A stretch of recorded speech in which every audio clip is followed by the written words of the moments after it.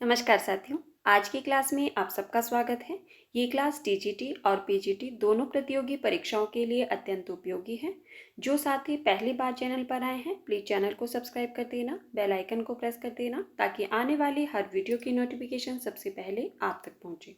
तो चलिए हम आज की क्लास को शुरू करते हैं और हमारा आज का पहला प्रश्न है, निम्न में से प्राचीन भारतीय आर्य भाषा है। आपके पास ऑप्शंस में है वैदिक संस्कृत, पाली, अवध या प्राकृत। तो इसका सही उत्तर क्या होगा? सभी लोग अपना उत्तर कमेंट बॉक्स में अवश्य दें। बिल्कुल सही। जिन साथियों ने ऑप्शन नंबर 1 बताया है उनका उत्तर सही है। वैदिक संस्कृत को प्राचीन भारतीय आर्य भाषा माना जाता है। हमारा अगला प्रश्न है, आलवार भक्त किन्हें कहा जाता है? आपके पास ऑप्शंस में है वैष्णव को, शैवों को, शाक्तों को या सिद्धों को। तो इसका सही उत्तर क्या होगा? बिल्कुल सही। जिन साथियों ने ऑप्शन नंबर 1 बताया है उनका उत्तर सही है। वैष्णवों को आलवार भक्त कहा जाता है। चलिए अब आप लोग मुझे बताइए कि आलवारों की संख्या कितनी मानी जाती है? बिल्कुल सही। आलवार भक्त कितने माने जाते हैं? 12। ठीक है। हमारा अगला प्रश्न है, कामायनी को छायावाद का उपनिषद किसने कहा? आपके पास ऑप्शंस में है रामस्वरूप चतुर्वेदी, शांतिप्रिय द्विवेदी, गजानन माधव मुक्तिबोध या नंदुलारे वाजपेयी। तो इसका सही उत्तर क्या होगा? बताइए, कामायनी को छायावाद का उपनिषद किसने कहा है? यह कथन किसका है? बिल्कुल सही। जिन साथियों ने ऑप्शन नंबर 2 बताया है उनका उत्तर सही है। किसने कहा है? शांतिप्रिय द्विवेदी ने। कामायनी जो कि जयशंकर प्रसाद जी की रचना है। इसी छायावाद का उपनिषद किसने कहा है? शांतिप्रिय द्विवेदी ने। हमारा अगला प्रश्न है, आल्हा किस ऋतु में गाया जाता है? आपके पास ऑप्शंस में है ग्रीष्म ऋतु, शरद ऋतु, वर्षा ऋतु या वसंत ऋतु। तो इसका सही उत्तर क्या होगा? बिल्कुल सही। जिन साथियों ने ऑप्शन नंबर 3 बताया है उनका उत्तर सही है। आला किस ऋतु में गाया जाता है? वर्षा ऋतु में। हमारा अगला प्रश्न है, हिंदी साहित्य के इतिहास लेखन की परंपरा का सूत्रपात किसके द्वारा किया गया है? आपके पास ऑप्शंस में है Garcin de Tassy, Shiv Singh Sengar, George Grierson या मिश्र बंधु। तो इसका सही उत्तर क्या होगा? प्रश्न को मैं एक बार रिपीट कर देती हूँ। प्रश्न है आपके पास कि हिंदी साहित्य के इतिहास लेखन की परंपरा का सूत्रपात किसके द्वारा माना जाता है? बताइए, इसका सही उत्तर क्या होगा? बिल्कुल सही। जिन साथियों ने ऑप्शन नंबर 1 बताया है उनका उत्तर सही है। गारसादा तासी द्वारा माना जाता है। आप जानते हैं कि गारसादा तासी ने जो ग्रंथ लिखा था वो किस भाषा में लिखा था? फ्रेंच भाषा में लिखा था। और इनके ग्रंथ का नाम क्या था? इस्तवार द लालित्वेतर एंदोई एंदोस्तानी। ठीक है। हमारा अगला प्रश्न है, लॉन्जाइन्स के अनुसार उदात्त का प्रमुख स्रोत क्या है? आपके पास ऑप्शंस में है विचार, प्रकृति, भाव प्रवणता या अलंकार योजना। तो इसका सही उत्तर क्या होगा? लॉन्जाइन्स के अनुसार उदात्त का प्रमुख स्रोत क्या है? बिल्कुल सही। जिन साथियों ने ऑप्शन नंबर 3 बताया है उनका उत्तर सही है, भाव प्रवणता। ठीक है। हमारा अगला प्रश्न है, राहुल सांकृत्यायन के अनुसार हिंदी का प्रथम कवि कौन है? आपके पास ऑप्शंस में है शालिभद्र सूरि, चंद्रवरदाई, सरहप्पा या स्वयंभू। तो इसका सही उत्तर क्या होगा? बताइए, राहुल सांकृत्यायन के अनुसार हिंदी का प्रथम कवि कौन माना जाता है? बिल्कुल सही। जिन साथियों ने ऑप्शन नंबर 3 बताया है उनका उत्तर सही है। ठीक है। राहुल सांकृत्यायन ने हिंदी का प्रथम कवि सरहप्पा को माना है और सर्वमान्य जो मत है वो भी सरहप्पा को ही हिंदी का प्रथम कवि माना जाता है। हमारा अगला प्रश्न है, साथियों अगर आपको क्लास पसंद आए तो प्लीज़ वीडियो को लाइक कर देना और वीडियो को ज़्यादा से ज़्यादा शेयर भी कर देना।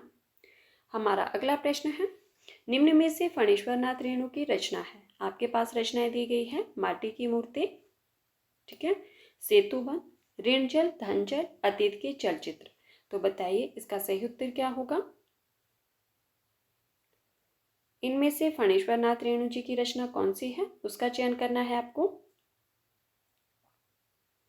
बिल्कुल सही। जिन साथियों ने ऑप्शन नंबर 3 बताया है उनका उत्तर सही है। ऋणजल और धनजल जो रचना है वो फणीश्वरनाथ रेणु जी की है। हमारा अगला प्रश्न है, निम्नलिखित में से कौन सी रचना सबसे कम दोहों वाली है? आपको बताना है कि इनमें से सबसे कम दोहे किस रचना में है। आपके पास ऑप्शंस में है प्रेम वाटिका, संकलन सुजान, अष्टयाम या दान लीला। तो इसका सही उत्तर क्या होगा?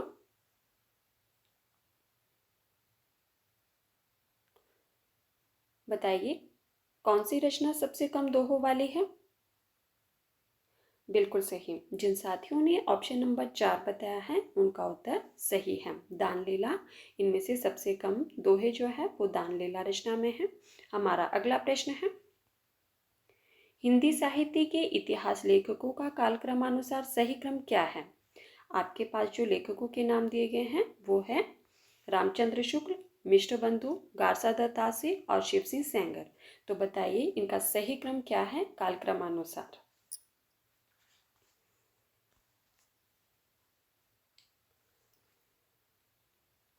बिल्कुल सही। जिन साथियों ने ऑप्शन नंबर 4 बताया है उनका उत्तर सही है, गारसा दत्तासी, फिर शिव सिंह सेंगर, फिर मिश्र बंधु और उसके बाद रामचंद्र शुक्ल। ठीक है, तो इनका सही कालक्रमानुसार क्या हुआ? ऑप्शन नंबर 4 के अनुसार। ठीक है, हमारा अगला प्रश्न है, कृषक क्रंदन इनमें से किसकी काव्य कृति है? आपके पास ऑप्शंस में है रामनरेश त्रिपाठी, रामकुमार वर्मा, ज्ञा प्रसाद शुक्ल स्नेही या मैथिली शरण गुप्त। तो इसका सही उत्तर क्या होगा?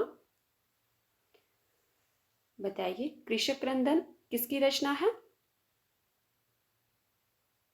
बिल्कुल सही। जिन साथियों ने ऑप्शन नंबर 3 बताया है उनका उत्तर सही है। किसकी रचना है ये? ज्ञा प्रसाद शुक्ल स्नेही की। हमारा अगला प्रश्न है, गजानन माधव मुक्तिबोध का जन्म कब हुआ था? आपके पास ऑप्शंस में है 1915, 1917 ईस्वी, 1919 ईस्वी या 1913 ईस्वी। तो इसका सही उत्तर क्या होगा? बताइए, गजानन माधव मुक्तिबोध जी का जन्म कब हुआ था और कहाँ हुआ था, ये भी बताना है आपको। बिल्कुल सही। जिन साथियों ने ऑप्शन नंबर 2 बताया है उनका उत्तर सही है। कब हुआ था इनका जन्म? 1917 ईस्वी में। और कहाँ हुआ था? ग्वालियर में, मध्य प्रदेश के ग्वालियर में हुआ था। हमारा अगला प्रश्न है, गोरी नजरों में हम के रचनाकार कौन है? आपके पास ऑप्शंस में है श्रीकांत वर्मा, प्रभाकर माचवे, रामविलास शर्मा या रामवृक्ष बेनीपुरी। तो इसका सही उत्तर क्या होगा? ये आपके पास रचना दी गई है गोरी नजरों में हम, इसके रचनाकार कौन है और किस विधा की रचना है ये भी बताना है आपको। बिल्कुल सही। जिन साथियों ने ऑप्शन नंबर 2 बताया है उनका उत्तर सही है। किसकी रचना है ये? प्रभाकर माचवे की रचना है, 1964 ईस्वी की। और किस विधा की रचना है? बताइए, किस विधा की रचना है ये? बिल्कुल सही, यह एक यात्रा वृतांत है। ठीक है, किसका यात्रा वृतांत है? प्रभाकर माचवे का। हमारा अगला प्रश्न है, ये आपके पास पंक्ति दी गई है, कुंदन को रंग फीको लगे, झलके अति अंगिनी चारु गोराई। यह पंक्ति किस कवि की है? आपके पास ऑप्शंस में है भूषण, बिहारी, देव या मतीराम। तो इसका सही उत्तर क्या होगा? पंक्ति दी गई है आपके पास कि कुंदन को रंग फीको लगे, झलके अति अंगिनी चारु गोराई। यह पंक्ति किस कवि की है? बिल्कुल सही। जिन साथियों ने ऑप्शन नंबर 4 बताया है उनका उत्तर सही है। किसकी पंक्ति है ये? मतीराम जी की। हमारा अगला प्रश्न है, देश की मिट्टी बुलाती है कि लेखक कौन है? आपके पास ऑप्शंस में है श्री राम शर्मा, अज्ञे, रामकुमार वर्मा या इनमें से कोई नहीं। तो इसका सही उत्तर क्या होगा? देश की मिट्टी बुलाती है, इसके लेखक कौन है? बिल्कुल सही। जिन साथियों ने ऑप्शन नंबर 2 बताया है उनका उत्तर सही है। किसकी रचना है ये? अज्ञे जी की है। हमारा अगला प्रश्न है,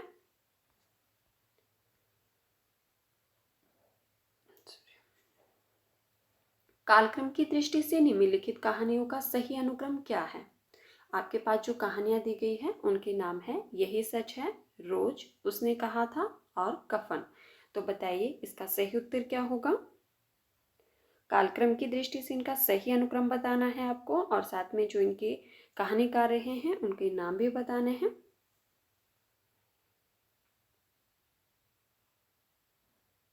बिल्कुल सही। जिन साथियों ने ऑप्शन नंबर 3 बताया है उनका उत्तर सही है। उसने कहा था कफन, रोज और यही सच है। तो उसने कहा था कहानी किसकी है। बिल्कुल सही, चंद्रधर शर्मा गुलेरी जी की है, 1915 ईस्वी की। ठीक है, उसने कहा था 1915 ईस्वी की है। और फिर कफन, कफन कहानी के कहानीकार कौन है। बिल्कुल सही, प्रेमचंद जी की है कफन। ठीक है, 1936 ईस्वी की। और रोज कहानी के कहानीकार कौन है। बताइए रोज किसकी कहानी है। अज्ञे जी की। बिल्कुल सही। और इसके जो समय माना जाता है वो माना जाता है 1938 ईस्वी। और फिर है आपके पास यही सच है। ये किसकी कहानी है। मन्नू भंडारी की है, 1966 ईस्वी की। ठीक है, हमारा सही उत्तर था ऑप्शन नंबर 3। उसने कहा था चंद्रधर शर्मा गुलेरी जी की कहानी है, 1915 ईस्वी की। कफन मुंशी प्रेमचंद जी की कहानी है, 1936 ईस्वी की। रोज अज्ञे जी की कहानी है, 1938 ईस्वी की। और यही सच है, ये किसकी कहानी है। मन्नू भंडारी की है, 1966 ईस्वी की। ठीक है, तो हमारा सही उत्तर है ऑप्शन नंबर 3। हमारा अगला प्रश्न है, एक दिशाहीन सफर के रचनाकार कौन है। आपके पास ऑप्शंस में है रामविलास शर्मा, विष्णु प्रभाकर, अज्ञे या राजेंद्र यादव। तो इसका सही उत्तर क्या होगा। एक दिशाहीन सफर के रचनाकार कौन है।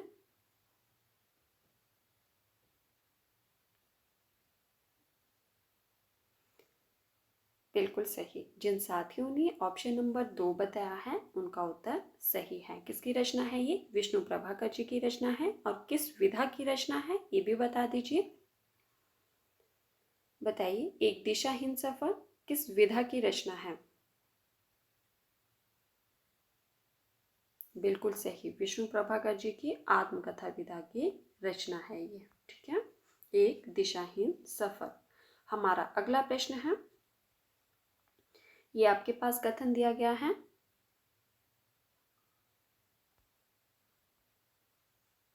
बिहारी का गागर में सागर भरने का जो गुण इतना प्रसिद्ध है वह बहुत कुछ रूढ़ी की स्थापना से ही संभव हुआ है। यह कथन किसका है। आपके पास ऑप्शंस में है हजारी प्रसाद द्विवेदी, श्याम सुंदर दास, रामचंद्र शुक्ल या गुलाब राय। तो इसका सही उत्तर क्या होगा। आपके पास कथन दिया गया है कि बिहारी का जो गागर में सागर भरने का गुण है वह इतना प्रसिद्ध है, वह बहुत कुछ रूढ़ी की स्थापना से ही संभव हुआ है। बताइए इसका सही उत्तर क्या होगा। किसका कथन है ये। बिल्कुल सही। जिन साथियों ने ऑप्शन नंबर 3 बताया है उनका उत्तर सही है। यह कथन किसका है। रामचंद्र शुक्ल जी का। रामचंद्र शुक्ल जी का कथन क्या है कि बिहारी का गागर में सागर भरने का जो गुण इतना प्रसिद्ध है वह बहुत कुछ रूढ़ी की स्थापना से ही संभव हुआ है। ठीक है, हमारा अगला प्रश्न है, नींद के बादल काव्य संग्रह के लेखक कौन है। आपके पास ऑप्शंस में है नागार्जुन, भवानी प्रसाद मिश्र, केदारनाथ अग्रवाल या केदारनाथ सिंह। तो इसका सही उत्तर क्या होगा।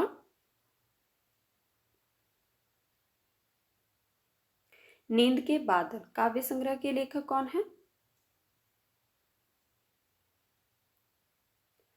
बिल्कुल सही। जिन साथियों ने ऑप्शन नंबर 3 बताया है उनका उत्तर सही है। ठीक है, नींद के बादल केदारनाथ अग्रवाल जी की रचना है, 1947 ईस्वी की।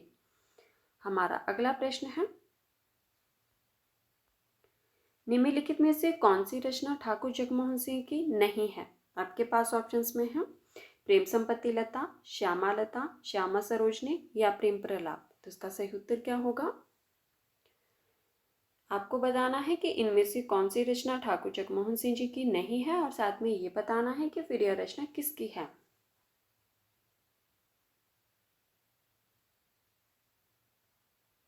बताइए इसका सही उत्तर क्या होगा। बिल्कुल सही। जिन साथियों ने ऑप्शन नंबर 4 बताया है उनका उत्तर सही है। प्रेम प्रलाप किसकी रचना है? बिल्कुल सही है, भारतेंदु हरिश्चंद्र जी की रचना है ये। ठीक है, किसकी है? भारतेंदु हरिश्चंद्र जी की रचना है। कौन सी? प्रेम प्रलाप। और बाकी तीनों रचनाएं किसकी हैं? ठाकुर जगमोहन सिंह की। कौन कौन सी? प्रेम संपत्ति लता, श्यामा लता, श्यामा सरोजनी, ये तीनों रचनाएं ठाकुर जगमोहन सिंह जी की है और प्रेम प्रलाप भारतेंदु हरिश्चंद्र जी की है।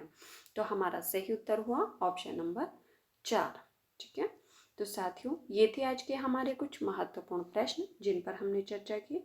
अगर आपको क्लास पसंद आए तो प्लीज़ वीडियो को लाइक कर देना और वीडियो को ज़्यादा से ज़्यादा शेयर भी कर देना।